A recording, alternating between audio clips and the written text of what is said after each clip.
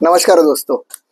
थोड़ी देर पहले डेढ़ घंटे के धुआंधार स्पीच के बाद निर्मला जी ने वित्त वर्ष 2025-26 का बजट दिया। बजट का एनालिसिस करने के लिए सबसे इम्पोर्टेंट चीज होती है उसके एनेक्स्चर पढ़े। एनेक्स्चर पढ़ के डिटेल एनालिसिस करके जो सिंपल सिंपल लैंग्वेज में जो वीडियोस है वो आने वाले समय में मैं आप सबके लिए लाने वाला हूँ। उसमें मल्टीपल वीडियोस हो सकते हैं, वो सभी एक सीरीज में आप जरूर देखिए। लेकिन डेढ़ घंटे के बजट अभिभाषण में माननीय अर्थ मंत्री ने क्या बोला, आज मुझे सबसे ज्यादा खुशी हुई है कि जो पिछले कुछ दिनों से करीबन 2-3 सालों से मैं मध्यम वर्गीय विकास मंच के द्वारा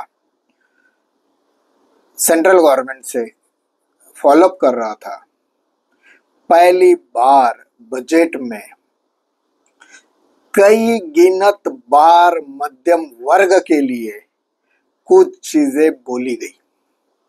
सबसे अच्छी चीज थी, पहली बार ये एडमिट किया गया कि नेशन में सबसे पहले यदि कुछ है तो वो मध्यम वर्ग है।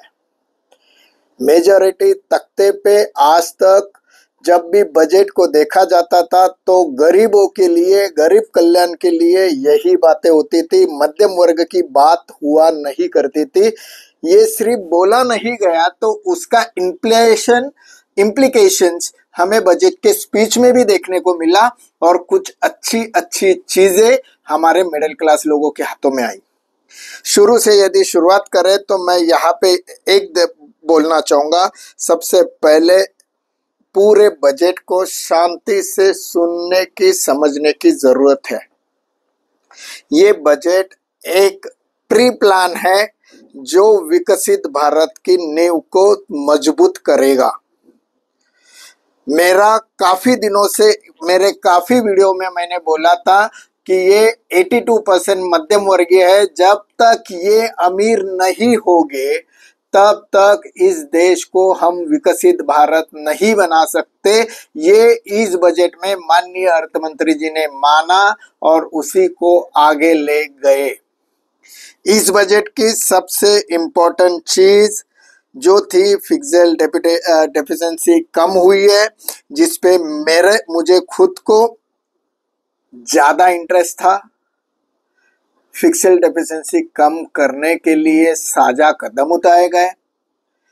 मैंने और एक वीडियो में बोला था कि यदि भारत को विकसित राष्ट्र बनाना है तो हमें मैन्युफैक्चरिंग का जीडीपी 5-6% से उठा के 22-25% तक ले जाना चाहिए। आज तक इस पे सिर्फ बातें हुई है, लेकिन इस बजट में माननीय अर्थ मंत्री जी ने मैन्युफैक्चरिंग बढ़ाने के साथ ही निर्यात पे, एक्सपोर्ट पे काफी अच्छे कदम उठाए हैं, काफी अच्छे प्लानिंग की है। करीबन 27 प्रोडक्ट्स को आइडेंटिफाई किया है, उसके स्टार्टअप के लिए स्पेशल लोन की प्रोविजंस की है, उसके लिए एक ब्लूप्रिंट बनाई गई है। ये भी सोचने जैसी बात है। छोटे छोटे किस्सों पे ध्यान दिया गया है। एक जगह पे चाइना ऑनलाइन गेमिंग पे ध्यान दे रहा है, लेकिन इंडिया ने खिलौनों की मैन्युफैक्चरिंग पे ध्यान दिया है और खिलौना मैन्युफैक्चरिंग पे हम वर्ल्ड का एक बेस्ट हब बने, इसके लिए प्रोविजन की है। तो वो जो 27 सेगमेंट्स अलग अलग किए हैं, फिर वो खिलौना हो या फूड प्रोसेसिंग हो। फूड प्रोसेसिंग हमारे लिए काफी अहम है क्योंकि हम किसानों का देश, भारत किसानों का देश, कृषि प्रधान देश माना जाता है। वहां पे मैन्युफैक्चर होने वाला हर एक अनाज का दाना, हर एक क्रॉप आइटम्स, उसका रीप्रोसेसिंग होना भी उतना जरूरी है, जिसके लिए इंफ्रास्ट्रक्चरल डेवलपमेंट की भी बात की गई है। ये भी जीडीपी में एक एडिशनल एड ऑन एडवांटेज जोड़ा जा सकता है। हम सबको बाकी की चीजों में इतना इंटरेस्ट नहीं होता है, हमें सबको पहला इंटरेस्ट होता है भाई मेरा टैक्स कितना बचा। दोस्तों टैक्स के लिए तो अभी आपको सोशल मीडिया में चाहिए उतने वीडियोस मिलेंगे।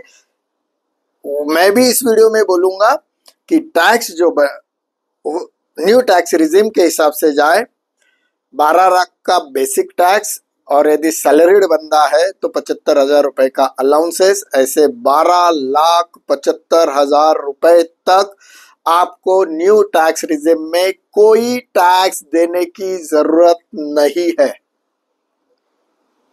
ये एक मध्यम वर्ग के लिए सबसे बड़ा दिलासा है, क्योंकि हमारे मिडिल क्लास का एवरेज इनकम साइज 8-10 लाख के आसपास, 6 लाख के आसपास, 6 से 10 के बीच में, 6 से 12 के बीच में हम गिनते हैं।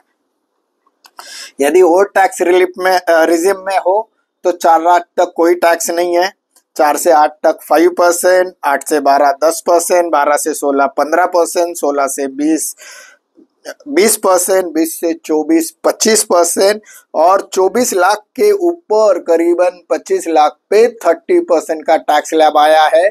ये भी एक खुशी की बात है। जिसे हम अपर मिडिल क्लास बोलते हैं उनके लिए 30% का स्लैब भी आगे खिसक चुका है।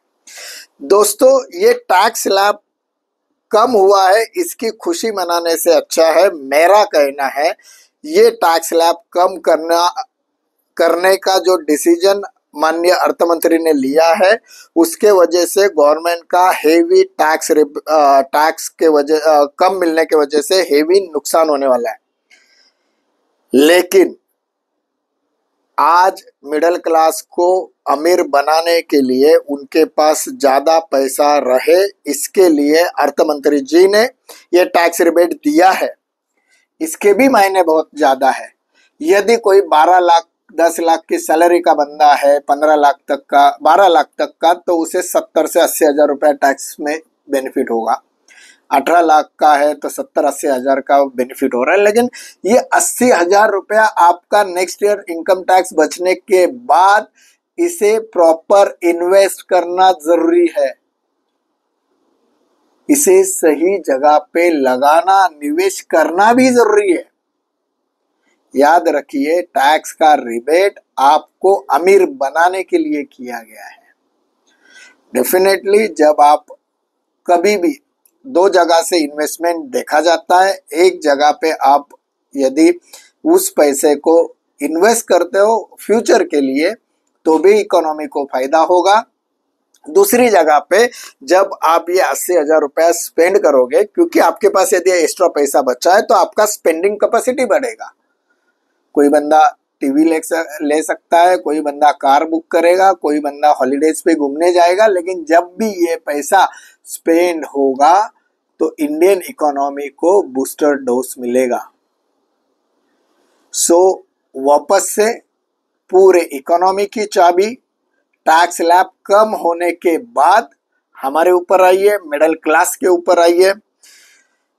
माननीय पंत प्रधान जी, माननीय अर्थ मंत्री जी, इन्होंने जो मिडिल क्लास को सहारा दिया है, हमारी आवाज, मध्यम वर्गीयों की आवाज जो पिछले 400 एपिसोड से उनके पास जा रही थी, उस पे उन्होंने काम किया है।